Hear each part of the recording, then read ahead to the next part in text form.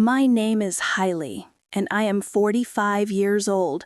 For most of my life, I tried to live quietly, focusing on raising my daughter and building a decent life after my painful divorce. But the shadows of the past never truly left me. My ex-husband's new wife was always there, hovering like a storm cloud, waiting for a chance to humiliate me. For years I endured her whispers, her smug looks, her sly comments at family gatherings.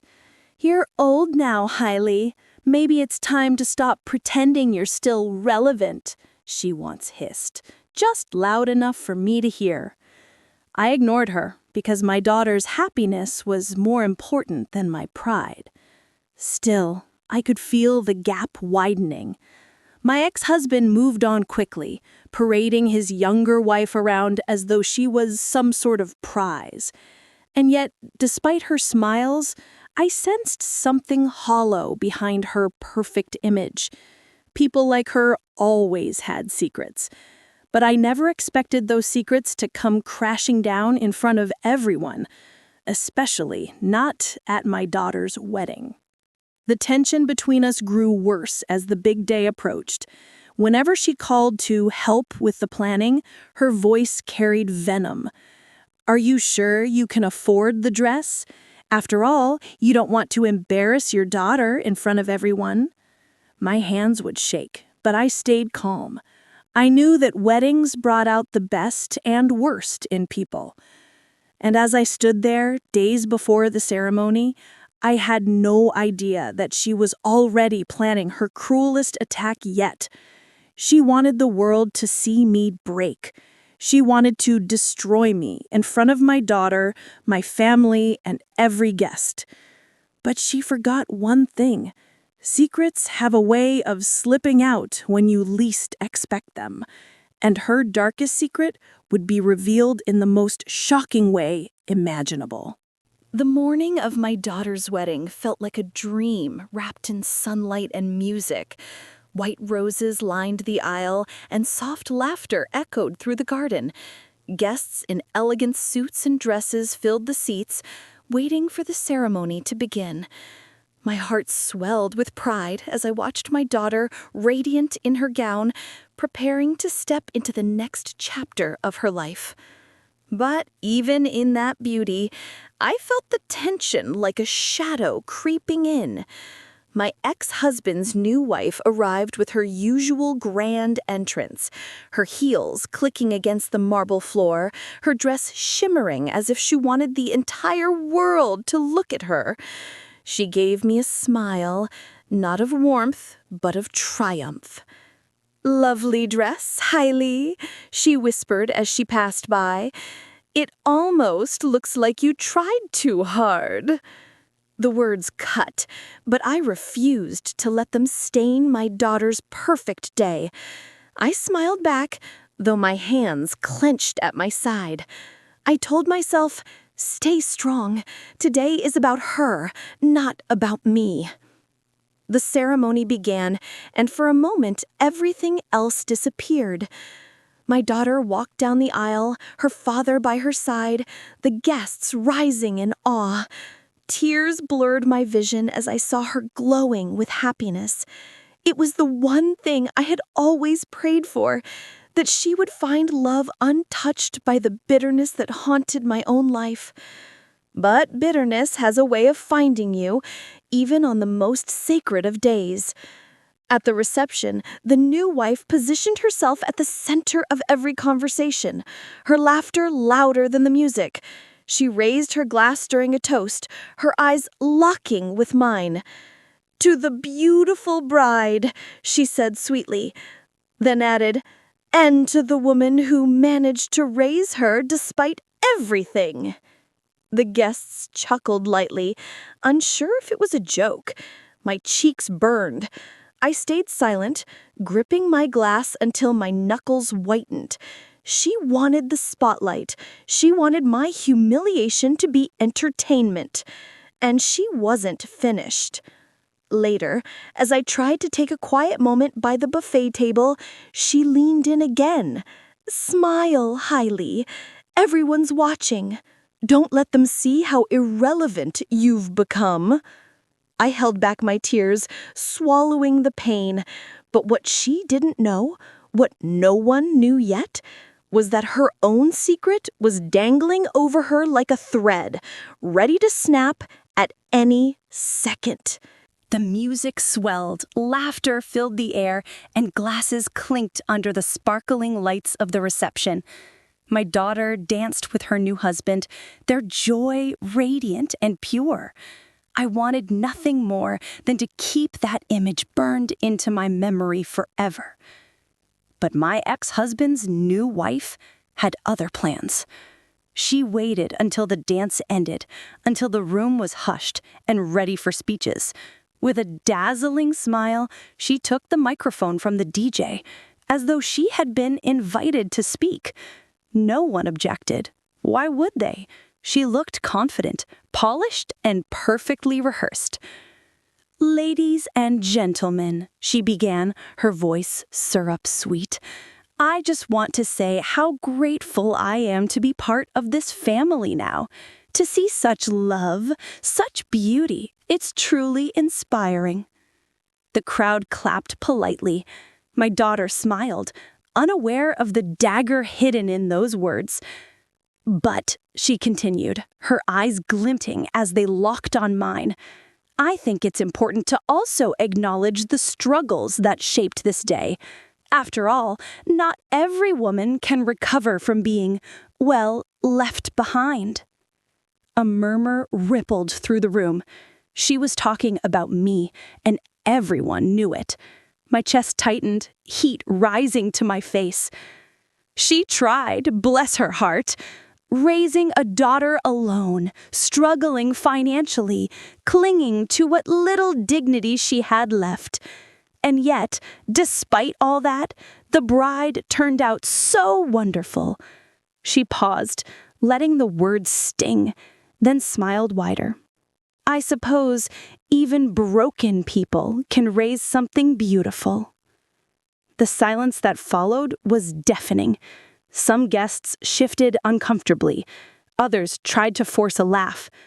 My daughter's smile faltered. Her eyes darted to me, full of shame and worry. My ex-husband looked down, refusing to meet my gaze. I felt like the ground beneath me had vanished. She had done it, humiliated me in front of everyone, on the day that should have been about my daughter's happiness. My hands trembled, but I forced myself to stay seated, to stay silent. And then, before the weight of her cruelty could crush me, another voice rang out, clear, strong, unshakable. "Funny," the guest said, stepping forward, eyes locked on the woman with the microphone.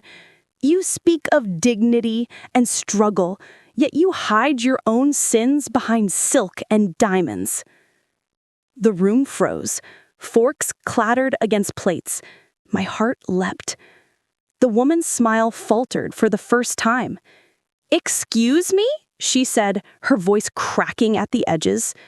But it was too late. Her darkest secret had been dragged into the light.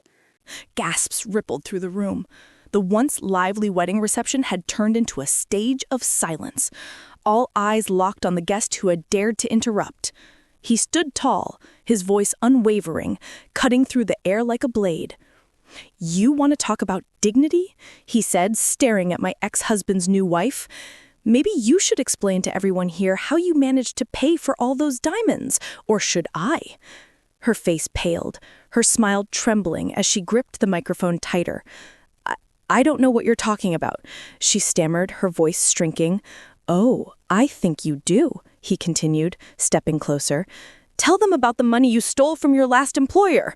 Or should I tell them about the man you left behind, bankrupt, while you ran off with his savings?" The room erupted in whispers. Guests leaned toward each other, shock etched on their faces. My daughter's eyes widened in disbelief, while my ex-husband looked as though the floor had been ripped from beneath him. The woman's mask cracked completely. Her polished demeanor dissolved into panic. "That's not true!" she screamed, her voice shrill. "Lies! He's lying!" But the guest, calm, collected, pulled a folded paper from his jacket. Is it? Because I happen to have the court documents right here. Fraud charges, embezzlement, a warrant that was only dismissed because you fled before it reached trial. Gasps turned into outrage. A woman at one of the tables covered her mouth. Another guest muttered, "Unbelievable." My ex-husband snatched the paper, his hands shaking, as he read. His face turned red with anger, then pale with shame. He looked at his wife, his voice breaking. "Is this true?" Her silence said everything. I sat frozen, not out of fear, but out of a strange, overwhelming relief. The very woman who had mocked me, humiliated me, and tried to shatter my dignity was now exposed in front of everyone. The guest turned to the crowd. This woman has spent years deceiving those around her, but tonight, her mask slipped.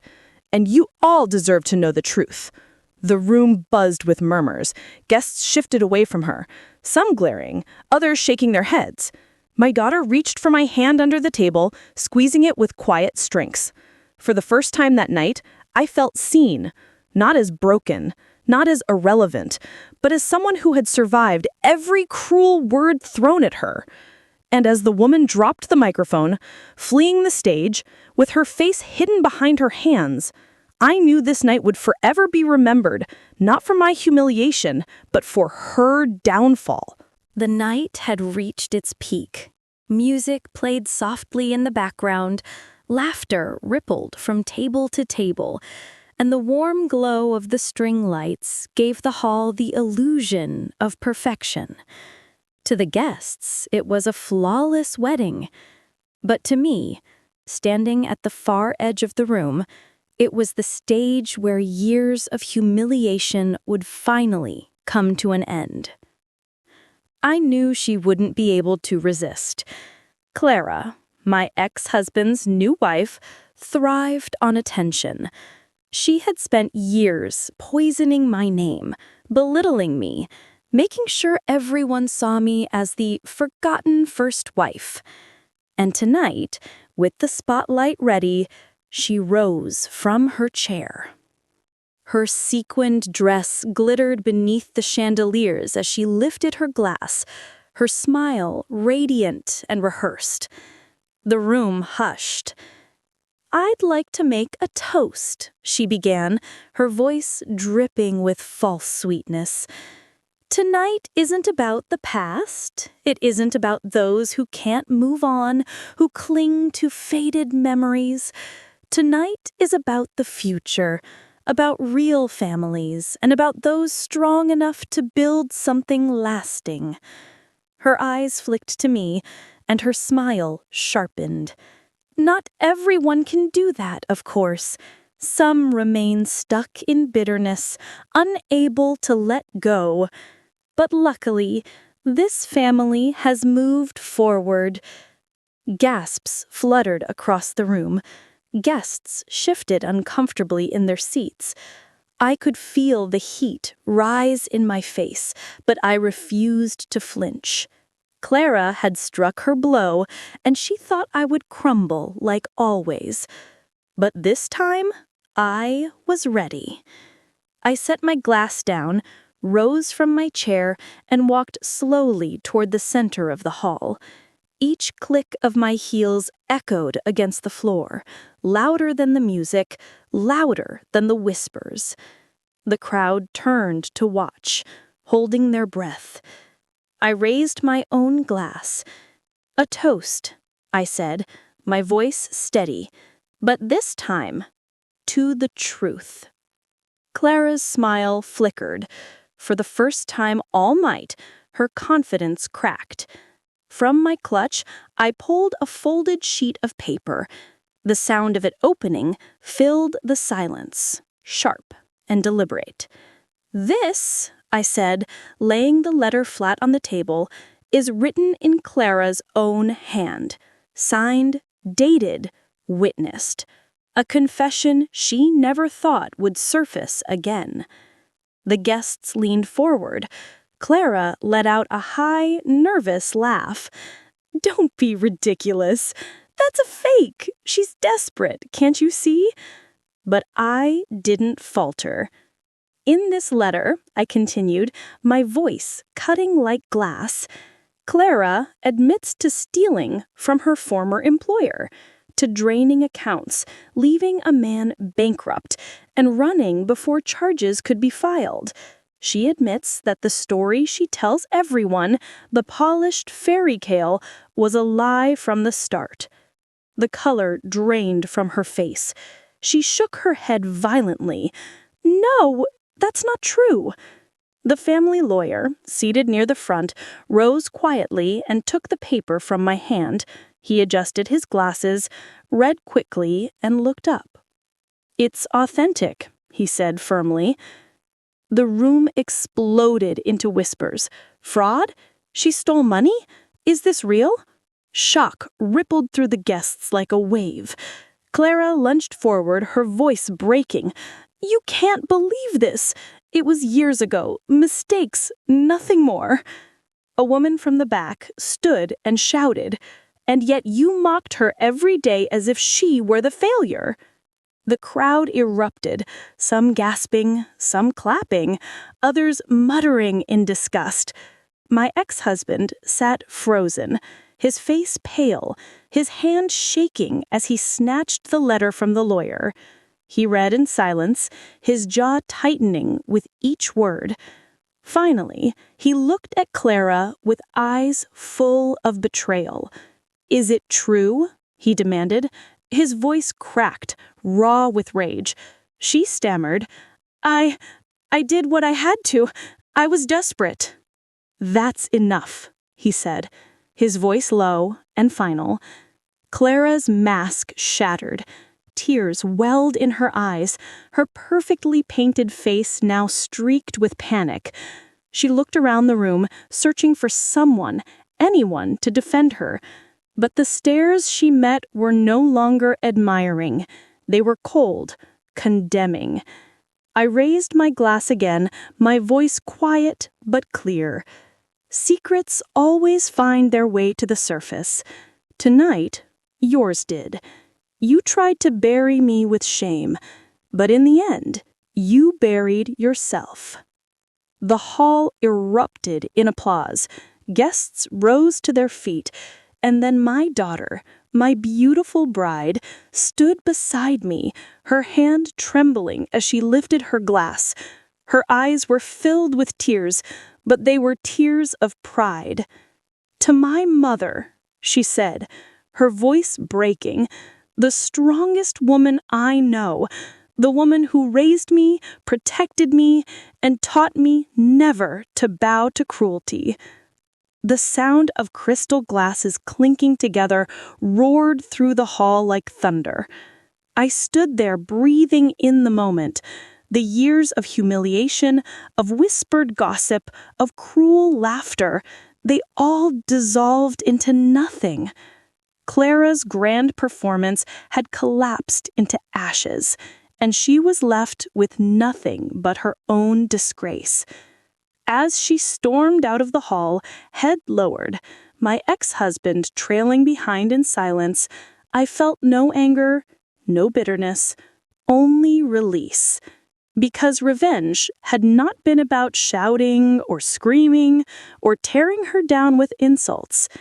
It had been quiet, sharp, precise, and it had been mine all along.